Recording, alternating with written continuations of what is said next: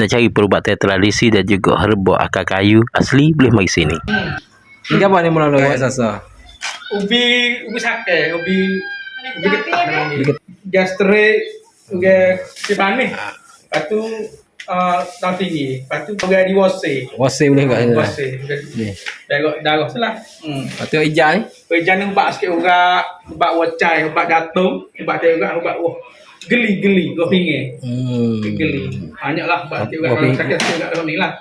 Sedikit urat ubak ni. Lepas tu bawah ni, gambar ni kemik. Bawah ni untuk urat atas payah boleh nak. Urat atas sepung tak agak.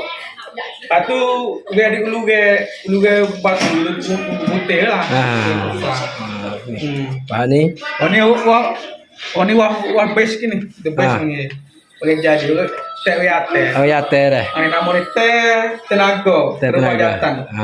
Tenaga ni. Tenaga. Pelang lah dah tadi. Pelang.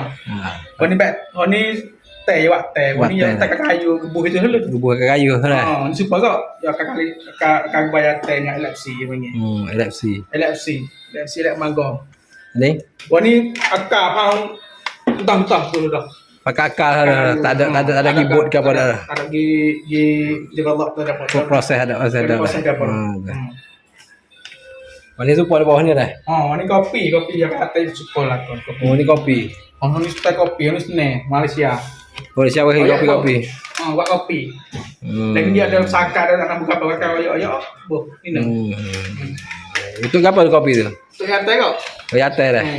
Ya teh boleh lah dah. Sini. Lepas ni orang lagi tu?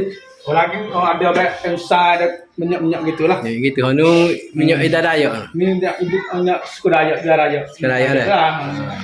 Bagi yang nak cari herba lah, herba asli lah, awak asli. Dan memang selamatlah. Dah sini ni kita tak ada campur dengan kimia ke apa dak. Dah dia tu di tempat Tanah Bami dah, Seri Gading kita boleh mai cari sini dah untuk ubat teh secara tradisi dah. Lain daripada ubat ni ada ubat ke apa tu? Ada uru. Ada bekas darah, bekas gitulah. Ada uru. Sedua tak? Sedung. Sepas sedung maksudnya. Sepas sedung. Okey. Di sini dah kita boleh mari dah. Siapa dia berminat atau ada masalah kesihatan ke apa boleh mari sini di Seri Gading Jingo dah. Jadi urus oleh Tanah Bami.